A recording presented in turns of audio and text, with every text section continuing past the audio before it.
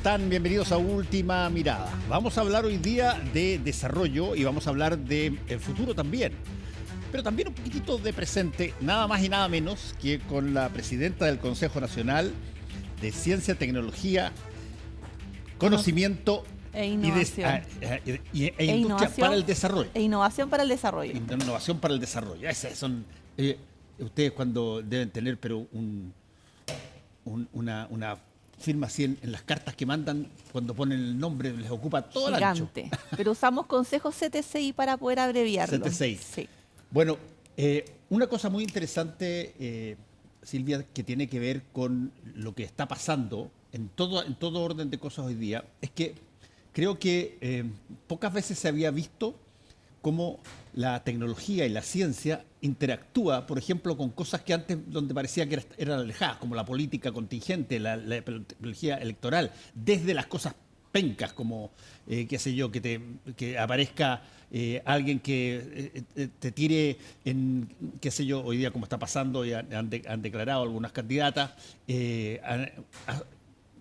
abuso, mentiras por una serie de aplicaciones y con una cantidad enorme, grande de uso tecnológico para, de alguna manera, desacreditar a otro, pero al mismo tiempo está latente, y eso es lo que queremos conversar, está latente cómo se transporta toda esta enorme ciencia y tecnología reciente a, por ejemplo, el conocimiento humano individual de las personas, cómo se traspasa a los colegios, cómo se traspasa a la empresa, en fin, ¿qué tanto hemos avanzado de la última vez que conversamos? Bueno, instituciones como la nuestra existen en muchos países a lo largo del mundo. El 89% más o menos de los países de la OCDE tienen instituciones de este tipo. Son instituciones que piensan la CTCI para el desarrollo del país a largo plazo. Son instituciones que son asesoras presidenciales principalmente, no viven en la contingencia, porque la ciencia y la tecnología necesitan de muchos años para ver resultados. Por lo tanto, este tipo de organismos, en donde concentran una diversidad de miradas, permiten poder entender cómo los fenómenos de cambio global, por ejemplo, la transición digital, impactan en otros fenómenos, como la democracia, que es lo que tú me preguntabas inicialmente, o cómo estas tecnologías o estos avances de científico-tecnológicos llegan de mejor forma a la sociedad. Y todo este aprendizaje que busca, ¿no es cierto?, y que desarrolla el Consejo, debe llegar a la política pública a través del Ejecutivo. Y el Ejecutivo es el que implementa la política pública principalmente para que llegue más a la ciudadanía. Ahora, hemos estado conversando históricamente, de ya muchas décadas, de lo que significa desarrollo. Históricamente quizás, que si uno se echa marcha atrás, que sé yo, unos 70 o 80 años, de pronto tener un automóvil o tener una relación con un país muy desarrollado que generaba, qué sé yo, beneficios tecnológicos para Chile, era ya ser un país que entraba en la vereda tecnologizada. Pero hoy día la cosa se individualizó a partir de la... hay mucho más ahora a partir de la inteligencia artificial, pero ¿cuál es la variante que puede hacer que la educación del ser humano en este planeta cambie en función, por ejemplo, de la nueva tecnología y la ciencia? Antes, es muy cierto lo que tú dices, Fernando, antes el desarrollo estaba asociado directamente a la ciencia y la tecnología, ¿verdad? Y no generaba tantas preocupaciones en la humanidad. Hoy, sin embargo, vemos otras cosas. Sigue generando ese desarrollo avanzado, pero el avance acelerado de la ciencia y la tecnología ocasiona otras cosas que son más preocupantes y tensiona ciertas condiciones humanas. Como la democracia, como la cohesión social, ¿verdad? Y este lazo intergeneracional en un país sobre todo que va en vías de envejecimiento, con baja natalidad, en donde cada vez existen más crisis de la educación, más desigualdades territoriales, la fragmentación geopolítica también es tensionada por este avance científico-tecnológico acelerado. Hoy entendemos Y también por eso hablamos de transición digital y dejamos de hablar de revolución digital. Hace unos años cuando estuve en este programa contigo, hablamos mucho de revolución digital, Sí. porque ese era el gran fenómeno y la tendencia que existía a nivel mundial y que impactaba a Latinoamérica Porque la y por de capacidad de todo. abarcarlo todo muy Exacto. rápido era... Sí, hoy era hablamos de absolutamente transición segura, porque ¿ah? necesitamos que eso llegue de forma equitativa e igualitaria a todos nuestros ciudadanos y no actúe como esta revolución gigante que solo llega a los que están más fortalecidos. Y esta debe ir acompañada de otras cosas. O sea, también tenemos problemas como sustentabilidad planetaria. Por lo tanto, cuando nosotros hablamos de estos temas tecnológicos, tenemos que preocuparnos de cosas adyacentes que también nos impactan. Y eso va a permitir que llegue de forma más igualitaria a toda nuestra ciudadanía. Ahora, hay ciertas cosas que a uno de repente cuando las ve con la realidad, se pregunta, a ver, ¿por qué esta dinámica se da? Te voy a poner un ejemplo electoral. Cuando ya entra no solamente la inteligencia artificial, sino que entra toda la cosa del conocimiento y los archivos cibernéticos que se tienen en los países, etcétera, uno tiende a pensar, oye, la democracia va a pegar un salto adelante porque ahora la gente tiene mucha más posibilidad de dar a conocer sus preferencias o de votar de una determinada... Y lo que hemos visto es que todavía hay, no sé, una cantidad enorme de gente que no va a votar y no hay sistema alternativo. Porque uno pensaría, oye, si uno puede tener esto para prácticamente todo, ¿por qué no lo puede tener para, por ejemplo, cosas de ese calibre? Porque también estos avances acelerados generan otro tipo de cosas, generan desinformación, ese acceso inequitativo, ¿verdad?, a la población, los que tienen mejores condiciones, mejor educación, mejores herramientas o mayor acceso llegan a la información de forma correcta o pueden ver si esto es correcto o es incorrecto. Sí. Hay una mentira detrás, hay inteligencia artificial detrás, etcétera. Pero cierta población que no tiene ese acceso correcto, que no está correctamente informada, llegan informaciones falsas, ¿verdad? Que es lo que una de las consecuencias negativas que tiene el avance acelerado de la ciencia y la tecnología. Y ahí es donde los que desarrollamos políticas públicas debemos entrar y preocuparnos de una correcta regulación, de que el acceso sea equitativo, de que exista mayor información, de que exista mayor educación al respecto. Y es por eso que uno tiene que analizar esto de manera mucho más global y no ver una sola tecnología en específico y cómo este gran impacto, este gran fenómeno de cambio global que le llamamos nosotros, se cruza con otros fenómenos globales y impacta directamente a nuestro país. Ahora, ahí hay un punto que lo hemos conversado antes y yo creo que es necesario refrendarlo en términos de conocimiento. Porque uno podría decir, a ver, hoy día, con el ingreso de la inteligencia artificial y todo lo demás, hay una potencialidad enorme para poder ser parte de esto. Pero tú mencionaste dos cosas que son muy importantes. Una es que cada nueva tecnología genera su propia brecha. Y en esta casa los que más saben y más rápido adquieren las cosas porque pueden o tienen los accesos o gastos, pueden gastar eso para comprarlo, son más rápidos que las personas que efectivamente no tienen conocimiento, se quedan en lo anterior. Pero hay un punto humano en todo esto, que es el miedo al cambio. La rutina puede ser fome, pero tiene una ventaja extraordinaria, que tú de alguna manera te sientes seguro porque has hecho siempre lo mismo. Yo siempre he contado esta historia del hermano de mi mamá, que era cieguito, y iba a buscar el diario a la esquina donde había un kiosco, y salía con su bastón, caminaba los, qué sé yo, 80 pasos que tenía que caminar, ya lo conocían al tío Mauricio y le daban, qué sé yo, el diario, y él volvía, y todo funcionaba perfecto, hasta que me pasó un escándalo, porque hubo una mudanza en una de las casas al lado y se instaló un banco en la mitad de la vereda. Y nunca había tocado algo ¿qué pasó? No tenía ninguna forma de saber qué había ocurrido. ¿Por qué? Porque la rutina genera seguridad, genera confianza. Y los cambios tecnológicos, los cambios científicos son exactamente lo contrario de la rutina, te están cambiando la forma. ¿Cómo se adquiere entonces de nuevo este deseo humano de de tener seguridad en la tecnología que viene ahora?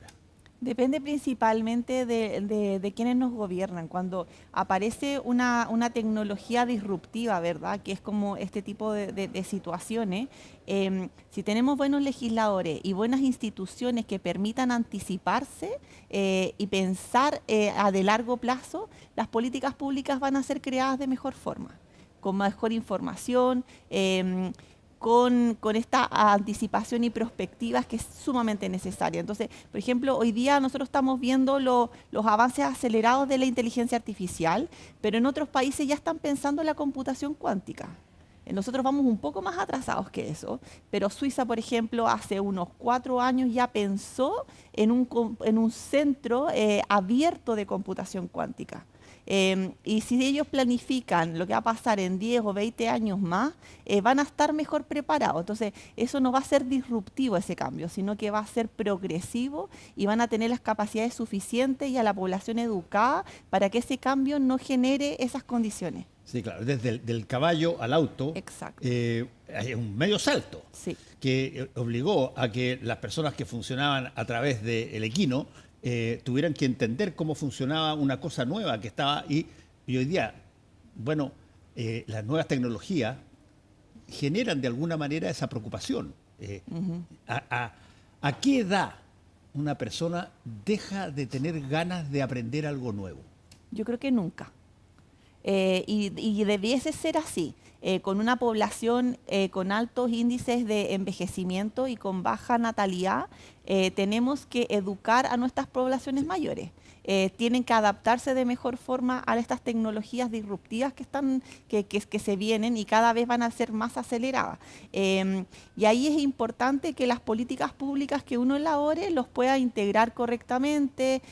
Además, es una fuerza laboral que sí necesitamos.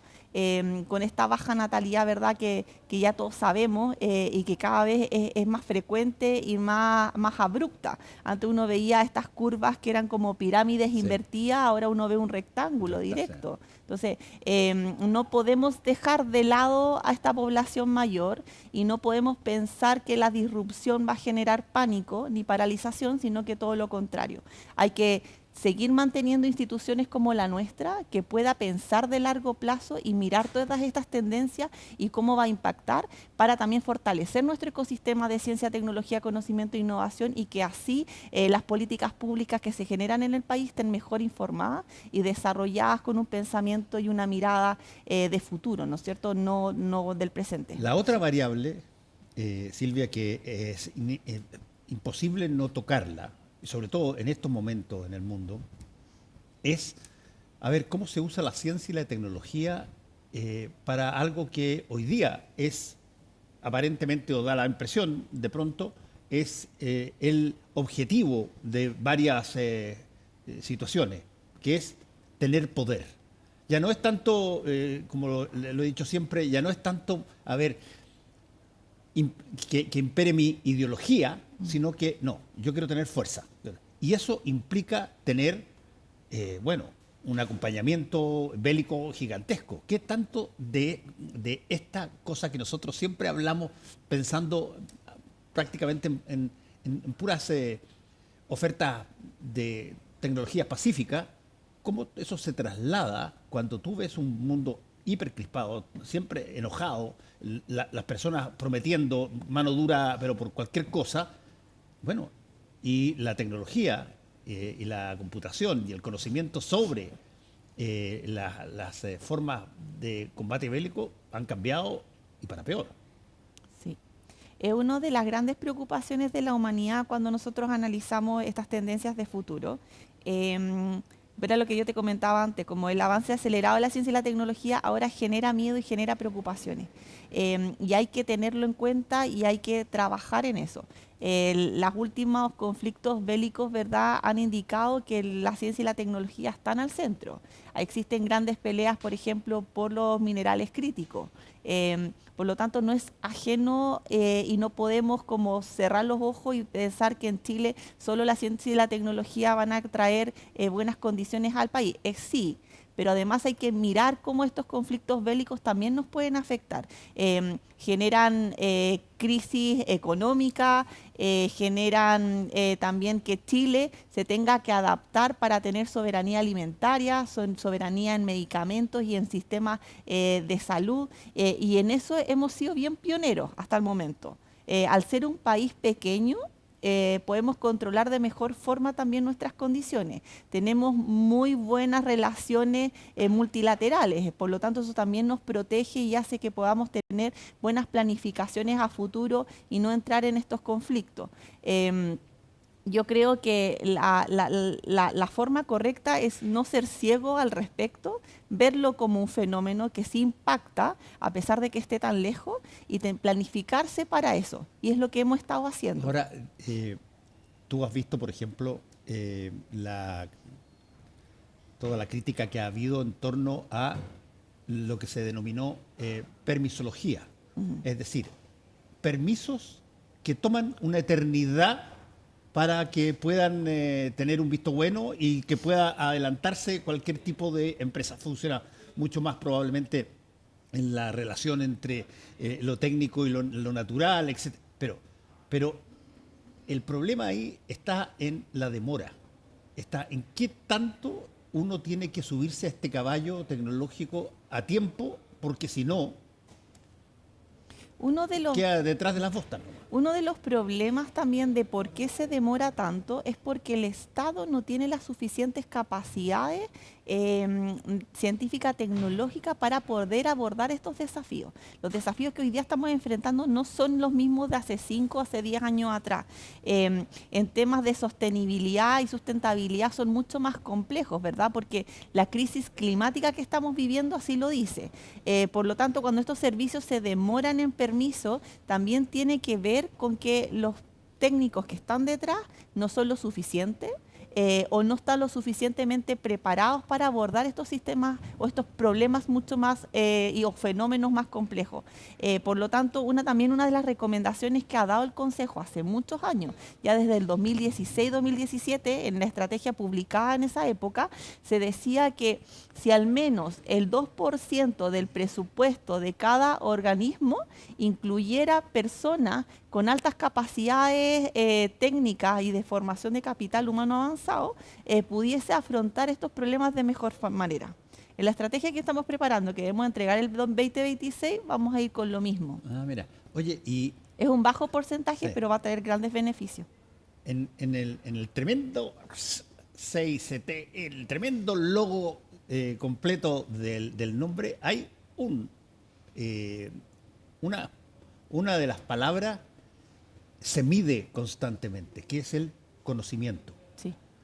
¿Qué tanto Chile es parte del conocimiento y qué tanto mundial y qué tanto debiera ser? Chile genera un nivel de ciencia muy avanzada, comparable con países de la OCDE de muy buen nivel. Nuestro problema es un bajo financiamiento. No llegamos ni siquiera a valores de países vecinos de los que están dentro de la lista de los países de la OCDE. Uno siempre se compara con países de la OCDE porque es como un nivel para poder medirnos, ¿verdad? Nuestro bajo financiamiento, nuestra baja distribución territorial de nuestros científicos, y yo creo que tú te lo has escuchado y ha aparecido mucho también en la prensa, la baja inserción que tienen. O sea, todas las personas que se fueron a doctorar afuera o que están realizando programas de doctorado chilenos que son de muy buen nivel, no tienen lugar donde insertarse. Y eso fue porque la política pública en su inicio no fue pensada abiertamente. Se pensó en que faltaban doctores, que había que formarlos, pero no que iba a pasar después cuando ellos ingresaran. También es algo que como consejo hemos dicho mucho, o sea, hay que buscar soluciones. Una de las soluciones es que se puedan insertar en el Estado y el Estado tenga mejores capacidades para poder tomar ciertas decisiones. Esa es una vía. Las universidades ya no dan abasto con la cantidad de doctores y tampoco pueden ingresar más. Pero nivel de desarrollo científico, el nuestro es de primer nivel. Ahora, una última cosa te quiero preguntar sobre exactamente lo mismo. El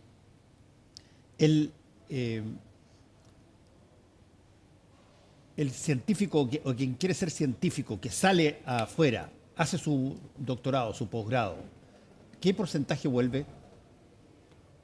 Bajo. Y porque no hay condiciones para poder establecerse en Chile. Bueno, con todas estas cosas que han pasado en Estados Unidos y algunas otras crisis, ¿no es cierto?, más asociadas a Europa, han tendido a volver mucho más a nuestro país. Pero la inserción es muy baja porque no hay espacio donde. O sea, los instrumentos que nosotros actualmente tenemos fomentan la inserción en la academia, en la universidad. Sí. No fomentan la inserción en el Estado y muy bajo también en la industria. Entonces, si uno mejora esas condiciones, la retribución, ¿verdad?, de los científicos que estudiaron fuera y de los mismos programas nacionales va a ser mucho más alta. Y para eso también deberíamos tener mayor incremento en el presupuesto en materia de CTCI. Silvia Díaz, muchas gracias por haber estado con nosotros hoy día una vez más aquí en Última Mirada. Muchas gracias, Fernando. Seguramente vamos a conversar varias veces en el futuro porque este es de los temas que no se resuelven, no solamente de la noche a la mañana, sino que no se resuelven así para siempre, sino que siempre queda abierto para algo próximo que llega. Y lo bueno es que estamos con una consulta ciudadana para la actualización de la estrategia. Entonces quiero invitar a todos los que nos están mirando a que puedan entrar a la página del Consejo, consejoctci.cl, puedan responder la consulta ciudadana que tenemos para la actualización de la estrategia y ayudarnos en las orientaciones que tenemos que entregar el 2026 al nuevo presidente. Muchas gracias, Silvia. Gracias. Gracias a todos ustedes. Nos encontramos mañana. Chao.